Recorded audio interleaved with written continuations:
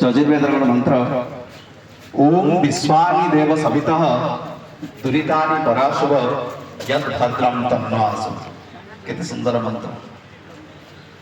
ଆମେ ଯୋଉ କଥା କହୁଥିଲେ ମୋ ଦାୟିତ୍ୱ ଦେଇଥିଲେ ଯେ ସ୍ୱାମୀ ଦୟାନନ୍ଦ ସରସ୍ୱତୀ ବିଷୟରେ ଆପଣ କିଛି ଟିକେ କହିବେ। ଆର୍ଯ୍ୟ ସମାଜର এই যে বৈদিক সংস্কৃতিকে পুনরুত্থান এবং পুনঃ প্রতিষ্ঠা করা যে সংকল্প নিয়েছে আর্য সমাজ সেই বিষয়ে টিকে কহবে। প্রথমে আসু আসু যেত আমি এইভাবে গোটে মন্ত্রের উচ্চারণ হলা এবং আহুতি প্রদান কলু সেইঠু হি আমার স্পন্দন বড়িলা যে কেতে সুন্দর গোটে মন্ত্র।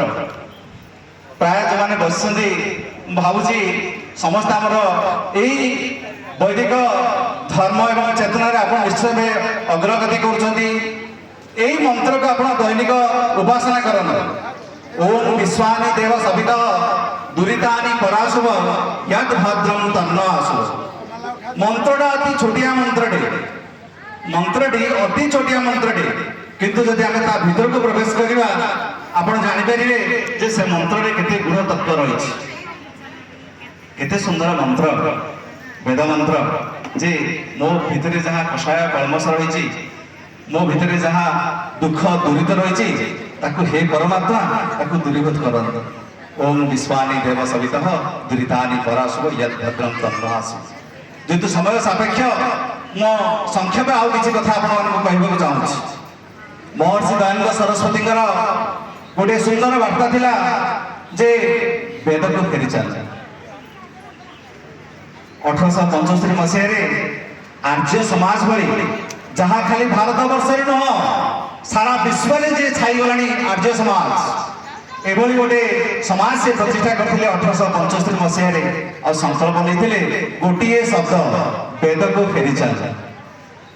যাহা বেদরে রয়েছে মু ভাবুছি আপনার সমস্ত জানিছেন, তথাপি মু সংক্ষেপে আপনার কহবাকে চাহুছি যে বেদ হচ্ছে একমাত্র বাণী। বেদ চতুষ্টয় হচ্ছে একমাত্র পুস্তক जो पुस्तक हूँ सर्वजन विदित, जो हूँ सार्वजनीन सर्वजनक जनक जहाँ विदित से हूँ सर्वप्राचीन। आम आज गर्व करने कथा जो ऋग्वेद कथा कहूचे आम ऋग्वेद हूँ आमर सारा विश्वर सबुठ पुरातन ग्रंथ, सारा विश्वर सबुठ पुरातन ग्रंथ हूँ आम ऋग्वेद। आ से समय आमर वैदिक साहित्य वैदिक समाज ये जो बर्तमान आर्य समाज चली आम संपूर्ण असंप्रदायिक आम कौन सांप्रदायिक गोष्ठी भितर ना।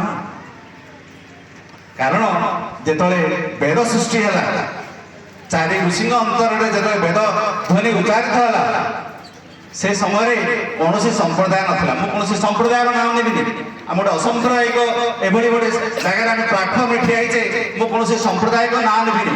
किंतु वर्तमान सांप्रदायिक समाज में धर्म ना रे जो विभिन्न प्रकार आम देखुचे गहली गंडगोल वाद विसंवाद ये सब ठार वैदिक धर्म सबुठ ऊर्धरे। कारण वैदिक धर्मर गोटे अन्य नाम है मानव धर्म। वैदिक धर्मर आ गोटे अन्य नाम है मानव धर्म। और से गोटे सुंदर कथा रही है आपको छोटिया कथा माध्यम कहना चाहूँगी।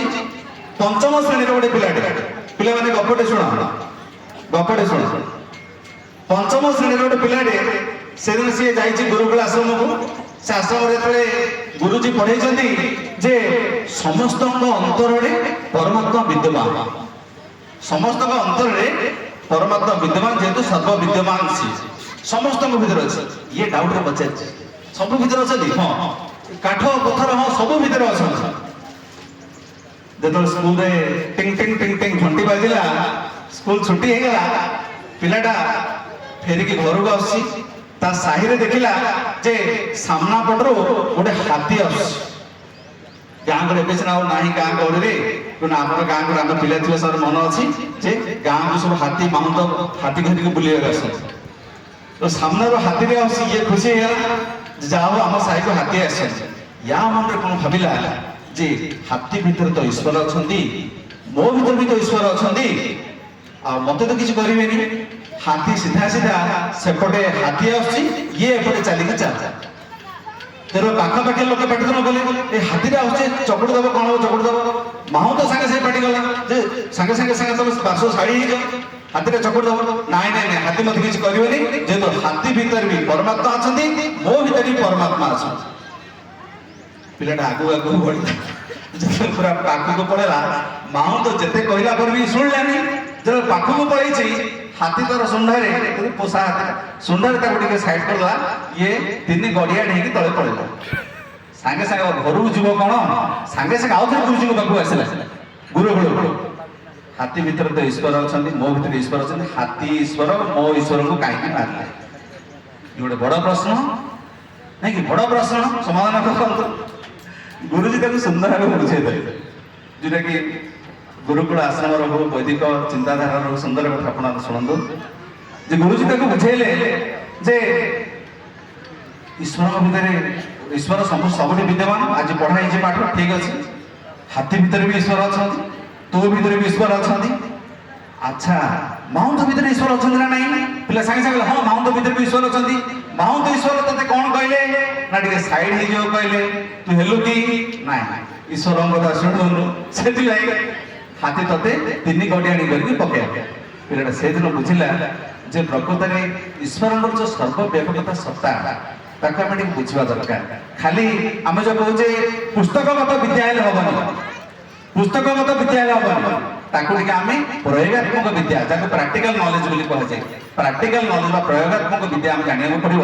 ଯେ ଈଶ୍ୱର ହାତୀ ଭିତରେ ଥିଲେ ମଧ୍ୟ ଈଶ୍ୱର ମାହୁନ୍ତ ଭିତରେ ବି ଥିଲେ। ମତେ ସେ ମନା କଲା ପରେ ଅନ୍ତତଃ ମୁଁ ଶୁଣିବା ଦରକାର ଥିଲା। ଏ ଭିତରେ ଆଉ ଗୋଟେ ଛୋଟ କଥାଟେ ମୋର ମନେ ପଡିଲା ଯେ ଆମେ ବୈଦିକ ଧର୍ମୀ ଯୋଉମାନେ ଆମେ ଜାଣିବା ଦରକାର ଯେ ଆଜିକାଲି ଟିଭିରେ ହଉ ନ୍ୟୁଜ ପେପରରେ ହଉ କିଛି ଲୋକଙ୍କର ଗୋଟେ ଅଭ୍ୟାସ ଏ ସାଙ୍ଗେ ସାଙ୍ଗେ ରାଶିଫଳ ପୃଷ୍ଠକୁ ବାହାର କରିଦେବେ। ମୁଁ ମନୋଜଙ୍କୁ ଟିକେ କ୍ଷମା ପ୍ରାର୍ଥନା କରୁଛି ଯେ ସବୁ ବିଷୟକୁ ଯଦି ଆମେ ଉପସ୍ଥାପନ କରିବା ବହୁତ ବିଳମ୍ବ ହବ, ତେବେ ସଂକ୍ଷେପରେ କିଛି ଗଳ୍ପ ମାଧ୍ୟମରେ ଆଜି କଥାବାର୍ତ୍ତା ହେଇଯିବ। ନିଶ୍ଚୟ ସେ ଭିତରେ ଆମେ କଥାବାର୍ତ୍ତା ହେଇଯିବ। ଏ ଭିତରେ ଆମ ଲୋକଙ୍କର ଅଭ୍ୟାସ ଯେ ଯଦି କେତେବେଳେ କୌଣସି ପତ୍ର ପତ୍ରିକା ଧରିବେ, ନ୍ୟୁଜ ପେପର ଧରିବେ, ସାଙ୍ଗେ ସାଙ୍ଗେ କୋଉ ପୃଷ୍ଠା ଉଲ୍ଟେଇବେ ନା ରାଶିଫଳ ଯୋଉଠି ପ୍ରକାଶ ପାଇଥିବେ ଯେ ଆଜି ମୋର ଭବିଷ୍ୟତ କଣ ହବ। ନା କର୍ମ ଆମେ କରୁଛେ କିନ୍ତୁ କର୍ମର ଫଳ ଆମେ ପୁସ୍ତକକୁ ଦେଖୁଛେ। ୟା ପରେ ଗୋଟେ ସୁନ୍ଦର କଥା ଆପଣମାନେ ଶୁଣନ୍ତୁ। ଆପଣ ଆଜିର ରାଶିଫଳ ନ ପଢି ଆପଣ ଗତକାଲିର ନ୍ୟୁଜ ପେପର ରାଶିଫଳକୁ ପଢନ୍ତୁ। ଗତକାଲିର ପଢନ୍ତୁ ଯେ ଗତକାଲି ମୋର ଏ ଫଳ ରାଶିଫଳ ଥିଲା ଆଉ ମୋର କଣ ଆକ୍ଚୁଆଲି ଫଳ ଫଳିଛି।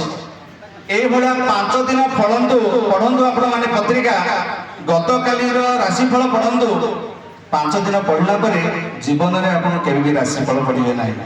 ଆମେ ଆପଣଙ୍କୁ ଗ୍ୟାରେଣ୍ଟି ଦଉଛୁ ବୈଦିକ ଗୁରୁକୁଳ ଆଶ୍ରମ ତରଫରୁ ଆମେ ଏତିକି ସମସ୍ତେ ବିଶ୍ୱାସ କରିବା ଦରକାର ଯେ ବୈଦିକ ସାହିତ୍ୟ, ବୈଦିକ ସଂସ୍କୃତି ଇଏ ସର୍ବ ବିଜ୍ଞାନ ସମ୍ମତ। ଗଣିତ ଜ୍ୟୋତିଷକୁ ବିଶ୍ୱାସ କରେ, କେତେବେଳେ ଚନ୍ଦ୍ରଗ୍ରହଣ ହବ, କୋଉ ଦିନ ସୂର୍ଯ୍ୟପରାଗ ହବ, ଏ ସିଦ୍ଧାନ୍ତ ହଉଛି ବୈଦିକ ସିଦ୍ଧାନ୍ତ। ଇଏ ହଉଛି ଗଣିତ ଜ୍ୟୋତିଷ, କିନ୍ତୁ ଫଳିତ ଜ୍ୟୋତିଷ ଉପରେ ବିଶ୍ୱାସ କରନ୍ତୁନି। ସେ ଭାଗ୍ୟ କଥା ପଢିବାର ଗୋଟେ ସୁନ୍ଦର କଥା ମନେ ପଡିଲା। ଧନୀ କହୁଛି ଭାଗ୍ୟ ଖରାପ, ଗରିବ ବି କହୁଛି ଭାଗ୍ୟ ଖରାପ, ସୁଖୀ କହୁଛି ଭାଗ୍ୟ ଖରାପ, ଦୁଃଖୀ ବି କହୁଛି ଭାଗ୍ୟ ଖରାପ। ଶେଷରେ ଭାଗ୍ୟକୁ ପଚାରାଗଲା ତୁ କଣ ଏତେ ଖରାପ? ଭାଗ୍ୟ ଉତ୍ତର ଦେଲା ମୋ ଭାଗ୍ୟ ହିଁ ଖରାପ। ଲୋକମାନେ ସେମାନଙ୍କର କର୍ମ କରନ୍ତି, ସେ ଅନୁଯାୟୀ ଫଳ ପାଆନ୍ତି, ଶେଷରେ ମୋ ଦୋଷ ଦିଅନ୍ତି। ଏ କ୍ଷେତ୍ରରେ ଆଉ ଗୋଟେ ସୁନ୍ଦର କଥା ମନେ ପଡିଲା ଯେ ଯେହେତୁ ସମୟ ସାପେକ୍ଷ ଛୋଟିଆ କଥା ମାଧ୍ୟମରେ କଥା ସାରିଦେବା, କିନ୍ତୁ ଯୋଉ କଥା ଆମେ ଆଲୋଚନା କରୁଛେ ଆପଣ ଯଦି ନିଜ ଜୀବନରେ ତାକୁ ବ୍ୟବହାର କରିବେ, ଏ ବୈଦିକ ସିଦ୍ଧାନ୍ତକୁ ନିଜ ଜୀବନରେ ଯଦି ଆପଣ ବ୍ୟବହାର କରିବେ, ତେବେ ଏ ଯୋଉ ଗୁରୁକୁଳ ଆଶ୍ରମ ଯୋଉ ପ୍ରତିଷ୍ଠାର ଫଳ ନିଶ୍ଚିତ ଭାବେ ସଫଳ ହବ। ଏମିତି ଥରେ କଣ ହେଇଛି, ଜଣେ ଲୋକ ରାସ୍ତାରେ ଯାଉଥିଲା। ଗୋଟେ ଆମ କଲେଜରେ ବି ସେ କଥା କହିଥିଲେ, ଆମ ପ୍ରିନ୍ସିପାଲ ମହୋଦୟ ଅଛନ୍ତି, ପିଲାମାନଙ୍କୁ ବି ସେ କଥା କହୁଥିଲେ। ଥରେ ରାସ୍ତାରେ ଯିବା ସମୟରେ ଦେଖିଲା ଯେ ଡାହାଣ ପଟେ ଗୋଟେ ଆମ୍ବ ବଗିଚାରେ ପୁରା ପାଚିଲା ଆମ୍ବ ଫଳ ଫଳିଛି, ପୁରା ହଳଦିଆ ଫଳ ଫଳିଛି। ଏ ଦେଖି ବହୁତ ଖୁସି ହେଇଗଲା। ଆଖି ଯେତେବେଳେ ଦେଖିଲା, ଆଖିର ବେଶୀ ଇଚ୍ଛା ହେଲା ଯାଉ ସେ ଆମ୍ବ ଟିକେ ତୋଳିକି ମୁଁ ଖାଇଥାଏ। ଯେମିତି ଆଖି ଦେଖିଲା, ଆଖି ତ ଚାଲିପାରିବ କି ପିଲାମାନେ? ଆଖି ଚାଲିପାରିବ ନାଇଁ। ଆଖି ଯେତେ ଚାଲିପାରିବନି, ସେଥିପାଇଁ ଆଖି କଣ କଲା, ଗୋଡକୁ ରିକ୍ୱେଷ୍ଟ କଲା ଯେ ଗୋଡ ମୋ ପାଇଁ ଟିକେ ଚାଲିବୁ ନା। ଗୋଡ ଚାଲିଗଲା ଆମ୍ବ ବଗିଚାକୁ। ଗୋଡ ସିନା ଚାଲିଗଲା, ଗୋଡ କଣ ଆମ୍ବ ତୋଳି ପାରିବ କି? ନାଇଁ, ସେ ହାତକୁ ରିକ୍ୱେଷ୍ଟ କଲା ମୋ ପାଇଁ ଟିକେ ଆମ୍ବ ତୋଳି। ହାତ ତ ଆମ ଖାଇପାରିବନି। ହାତ ରିକ୍ୱେଷ୍ଟ କଲା ପାଟିକି, ତୁ ମୋ ପାଇଁ ଟିକେ ଖାଇଦେ। ଖାଇଦେ ସିନା ଟେଷ୍ଟ କରିପାରିଲାନି। ସେ ଜିଭକୁ କହିଲେ ଟିକେ ଟେଷ୍ଟ କରିଦେ।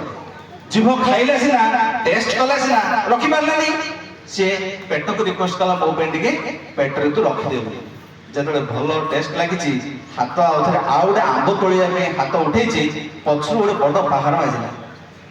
ସେ ବଗିଚାରେ ଯିଏ ମାଳି ସେ ଦେଖୁଥିଲା, ଆସି ଗୋଟେ ପକେଇଲା ଧରି ପାହାଡ଼ ପିଠିକୁ। ପିଠି କହିଲା, ଦେଖିଲା କିଏ, ଚାଲିଲା କିଏ, ତୋଳିଲା କିଏ, ଖାଇଲା କିଏ, ସ୍ୱାଦ ବାରିଲା କିଏ, ରଖିଲା କିଏ ପେଟ? ମୋର ଦୋଷ କଣ? ମୁଁ ପିଠି ମାଡ଼ ଖାଇଲି। ଏମିତି ଦୁଃଖ କରିବା ଭିତରେ ସେ ପାଖରେ ଆମର ଗୁରୁକୁଳ ଜଣେ ସନ୍ନ୍ୟାସୀ ଯାଉଥିଲେ। ସେ ସନ୍ନ୍ୟାସୀ ପଚାରିଲା ଯେ ଦୋଷ କୋଉଠି ମୋର ରହିଲା? ମୁଁ ତ କିଛି, ମୋର ତ କିଛି କର୍ମ, ମୋ କର୍ମ କିଛି ଖରାପ ନୁହଁ। ସୁନ୍ଦର ଭାବେ ସେ ଗୁରୁକୁଳ ଆଶ୍ରମର ଋଷି ବୁଝେଇଲେ ତାକୁ, ଦେଖେ ଦେଖେ ଦେଖେ, ମାଡ଼ ସିନା ତୋ ପିଠିରେ ବାଜିଲା, ଏବେ ଲୁହ ଝରୁଛି କୋଉଠୁ? ଆଖିରୁ। ଯିଏ ପ୍ରଥମେ ଦେଖିଥିଲେ